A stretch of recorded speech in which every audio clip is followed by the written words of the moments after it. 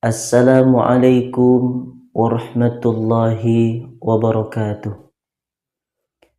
Kita akan menceritakan bagaimana kisah perjalanan hijrah Nabi Muhammad sallallahu alaihi wasallam dari Mekah ke Madinah Al-Munawwarah. Tepat pada hari Kamis pagi, para tokoh-tokoh kafir Quraisy, tokoh-tokoh adat, datuk-datuk panglima, mereka mengadakan sidang di Darun Nadwah.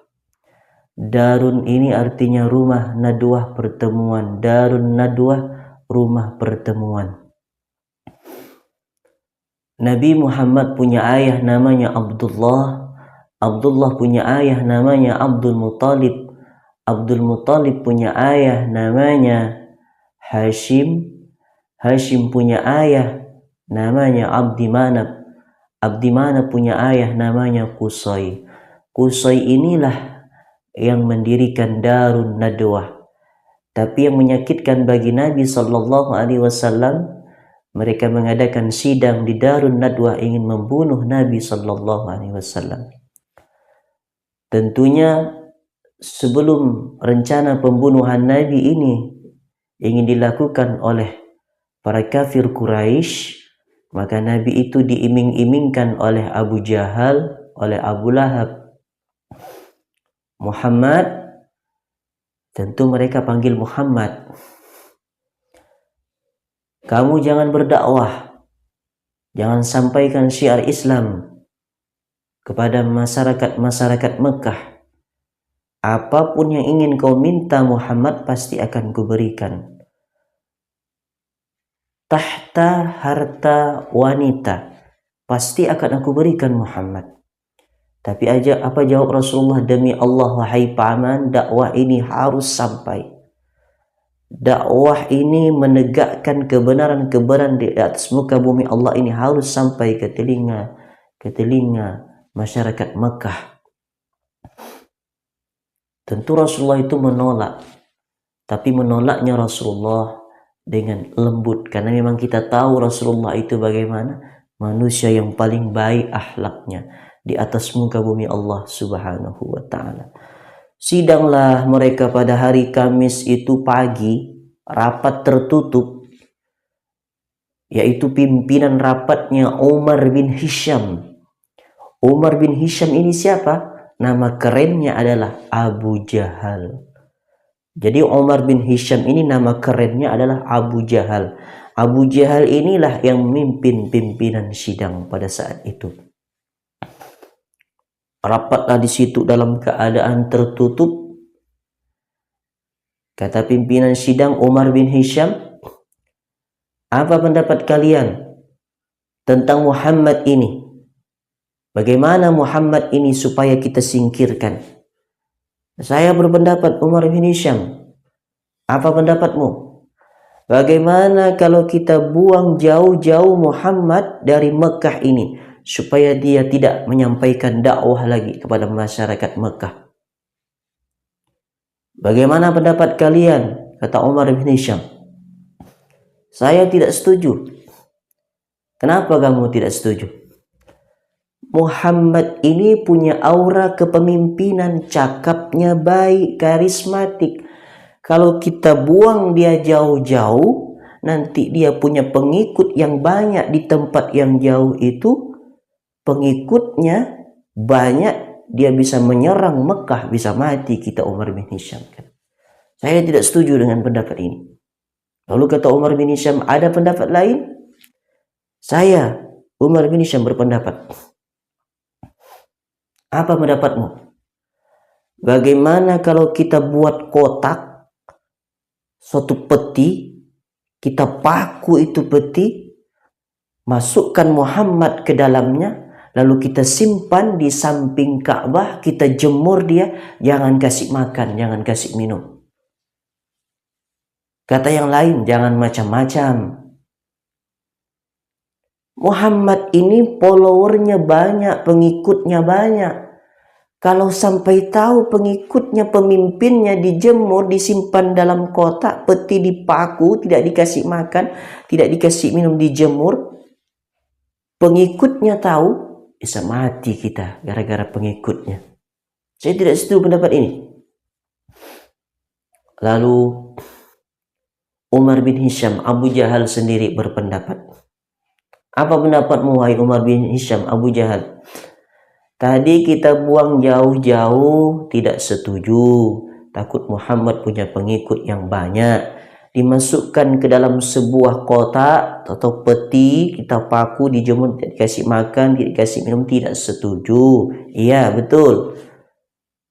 Jadi saya berpendapat bagaimana kalau kita ambil pemuda yang tegap, badannya kekar, kita kasih dia pedang yang panjang, masuk ke rumah Muhammad, kita pancung kepalanya. Bagaimana pendapat kalian? Umar bin Hisham, kalau hanya satu pemuda kita ambil, satu pemuda ini berasal dari suku ini, andai dia ketahuan, maka suku lain akan menyerang satu pemuda ini. Lalu kata Umar bin Hisham, betul juga. Oh, begini sajalah. Bagaimana kalau kita ambil dari setiap suku itu satu pemuda satu orang, suku ini pemuda satu orang, suku ini pemuda satu orang, suku ini pemuda satu orang. Andai ketahuan suku-suku ini melakukan pembunuhan kepada Muhammad, siapa mau disalahkan? Semua suku kita ambil.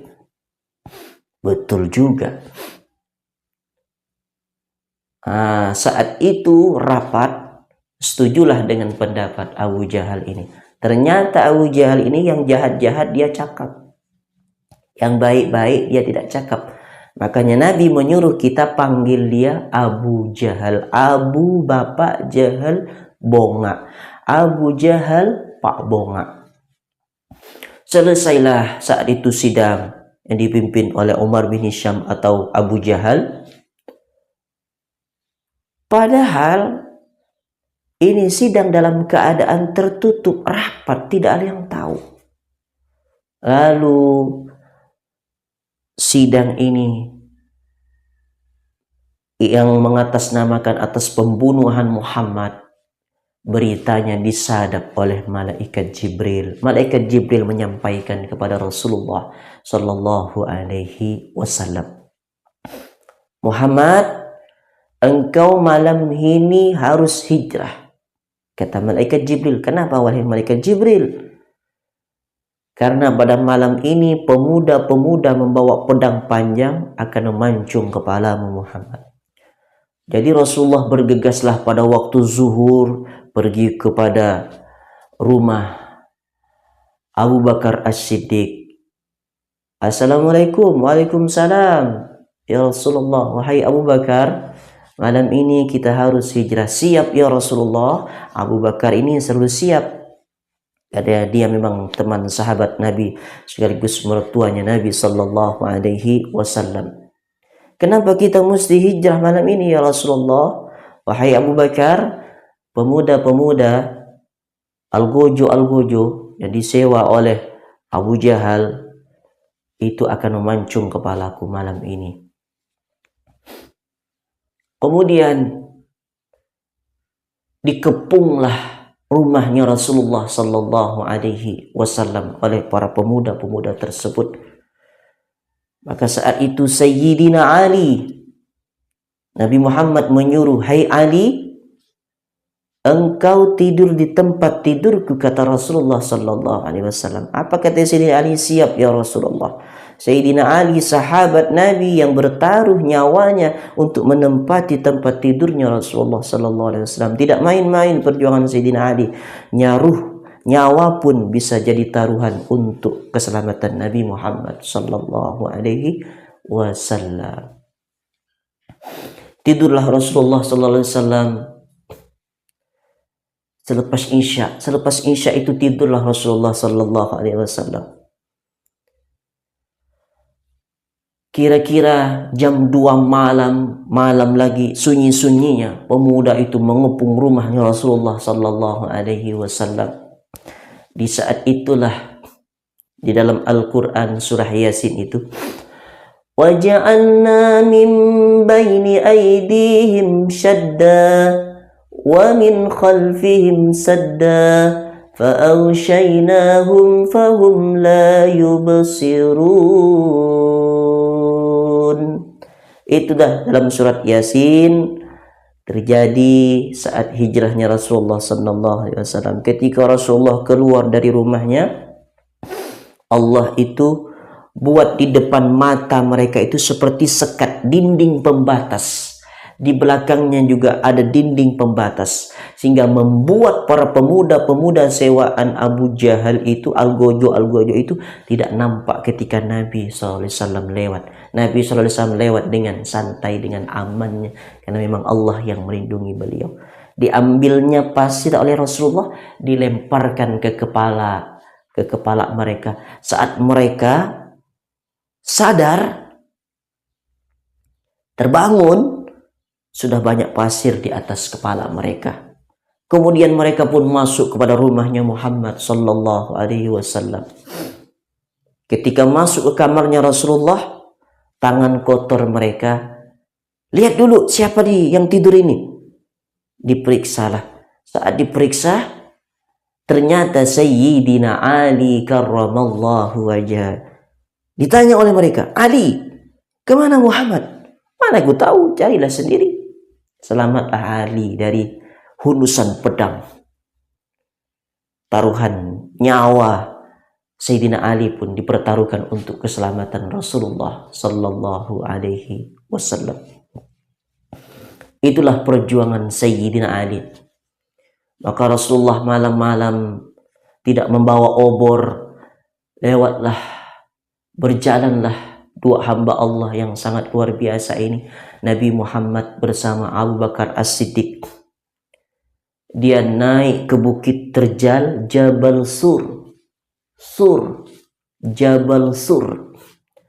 Naiklah Rasulullah SAW tidak memakai obor. Kenapa? Kalau memakai obor Rasulullah bersama Abu Bakar As-Siddiq, maka akan ketahuan, itu Muhammad, tangkap Muhammad, kata kafir Quraisy. Beliau tidak memakai obor. Ketika sampai di depan mulut Jabal Sur ini, goa ini, maka kata Abu Bakar As-Siddiq, wahai Rasulullah, tunggu dulu ya Rasulullah. Kenapa Abu Bakar? Jangan masuk dulu ya Rasulullah. Saya khawatir ya Rasulullah, ada binatang berbisa ya Rasulullah. Biar saya cek dulu ya Rasulullah. Ini hebatnya Abu Bakar As-Siddiq ini menyelamatkan Nabi Muhammad sallallahu alaihi wasallam. Dia masuklah dulu, diperiksa goa tersebut. Ketika tidak ada apa-apa, masuklah Rasulullah bersama Abu Bakar As-Siddiq. Nabi Muhammad dalam keadaan letih, Abu Bakar menyandarkan kepalanya kepada dinding-dinding goa tersebut. Lalu Rasulullah dalam keadaan lelah, capek, tidurlah Rasulullah di atas pahanya Abu Bakar As-Siddiq. Jadi Nabi Muhammad dan Abu Bakar ini sahabatnya tidak berjarak lagi. Sampai-sampai Nabi Muhammad tidur di atas pahanya Abu Bakar As-Siddiq. Kemudian kaki Abu Bakar berselonjoran kaki Abu Bakar As-Siddiq. Tidurlah Rasulullah SAW. Tiba-tiba ada binatang berbisa menggigit bagian tubuhnya Abu Bakar As-Siddiq. Abu Bakar sampai bergemetar. Dia takut, dia tidak mau hamba Allah yang paling mulia yang tidur di atas pahanya terbangun. Tapi tidak bisa dibohongi saat itu. Mungkin Abu Bakar As-Siddiq bisa menahan rasa sakit, tapi matanya tidak sanggup menahan rasa sakit. Meneteslah air matanya tepat jatuh di atas pipi Rasulullah sallallahu alaihi wasallam. Air apa ini wahai Abu Bakar? Kata Umar, kata Rasulullah sallallahu alaihi wasallam, air embun tak mungkin, air hujan tak mungkin. Air apa ini wahai Abu Bakar? Kata Rasulullah, air mataku ya Rasulullah. Kenapa engkau menangis wahai Abu Bakar? Tak sukakah engkau hijrah bersamaku wahai Abu Bakar? Tak senangkah, tak bahagiakah engkau? Saya bahagia, saya senang ya Rasulullah. Lalu kenapa engkau menangis? Kakiku ya Rasulullah digigit binatang berbisa. Dengan izin Allah Subhanahu wa taala, Rasulullah dengan membaca Bismillahirrahmanirrahim, dikasih air ludah itu gigitan binatang berbisa di tubuh Abu Bakar As-Siddiq seketika hilang dengan qadarullah dan kehendak dari Allah Subhanahu wa ta'ala. Selama 3 hari 3 malam Rasulullah bersama Abu Bakar As-Siddiq di Jabal Sur. Lalu siapa yang mengantarkan makanan untuk Nabi Muhammad sallallahu alaihi wasallam bersama Abu Bakar? Asma. Asma, seorang perempuan mengantar makanan Rasulullah sallallahu alaihi wasallam. Kemudian ada seorang pemuda bernama Abdullah. Abdullah inilah yang menyampaikan berita dari Mekah ke Jabal Sur kepada Rasulullah sallallahu alaihi wasallam. Kemudian ada yang berpura-pura mengembala kambing ketika ada orang kafir Quraisy, dia ngasih kode kepada Rasulullah sallallahu alaihi wasallam, yaitu Amir bin Fuhaira. Kemudian ada yang menunjuk jalan untuk hijrahnya Nabi ke Madinah. Penunjuk jalannya namanya Abdullah bin Uraikid. Ini non-muslim, tapi dia cinta kepada Rasulullah, dia membela Rasulullah sallallahu alaihi wasallam. Inilah dalil bahwa kita boleh berteman dengan non-muslim, tapi jangan sampai kita berteman dalam masalah akidah, kepercayaan. Kita mesti jaga baik-baik. Kita boleh berteman dengan non-muslim. Kemudian malam Senin Rasulullah sallallahu alaihi wasallam turun dari Jabal Sur ini untuk melanjutkan perjalanan bersama Abu Bakar As-Siddiq. 3 hari 3 malam Rasulullah berada di Jabal Sur. Malam Senin Rasulullah melanjutkan perjalanan bersama Abu Bakar As-Siddiq. Dalam perjalanan bersama Abu Bakar As-Siddiq, Rasulullah sallallahu alaihi wasallam untuk sampai ke Kuba itu 8 hari 8 malam Rasulullah sallallahu alaihi wasallam. Ketika Rasulullah dalam perjalanan, tiba-tiba ada debu yang berterbangan.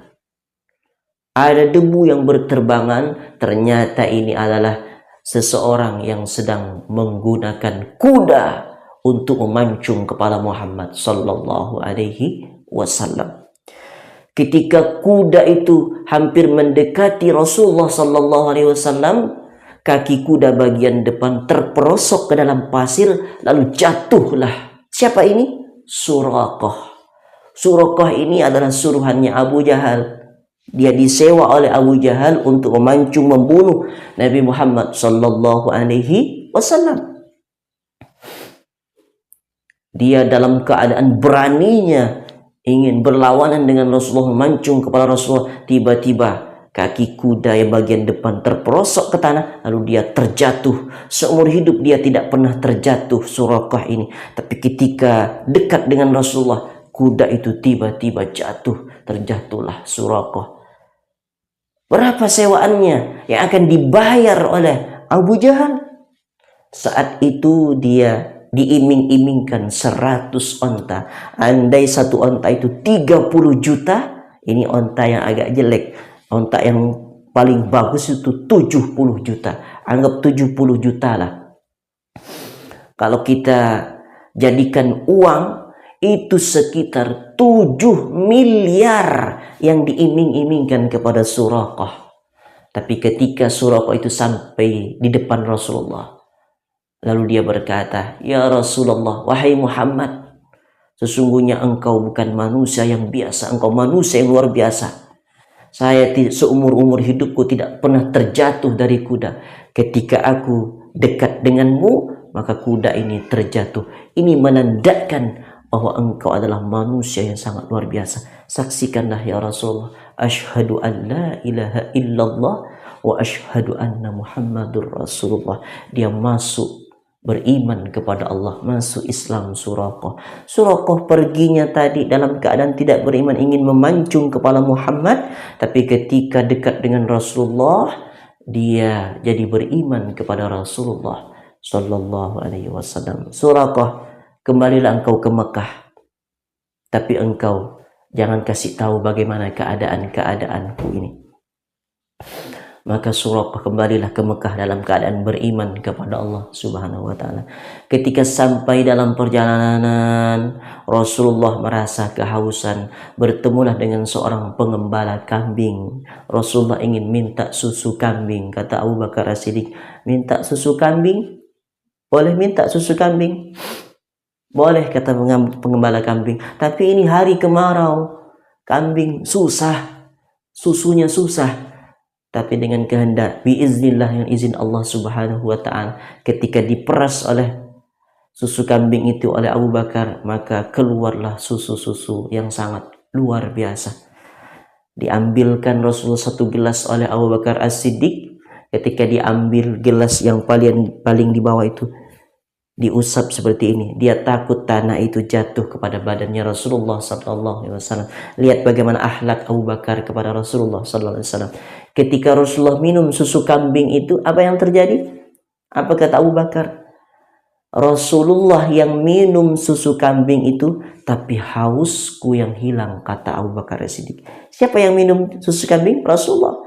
Yang hausnya yang hilang siapa? Abu Bakar As-Siddiq. Masya Allah, tabarakallah, luar biasa. Sahabat Nabi Abu Bakar As-Siddiq. Singkat cerita, sampailah Rasulullah di Madinah, disambut dengan "Tala'al badru alaina min saniyatil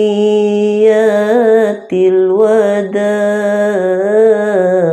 wajaba syukru alaina mada'a lillahi da'."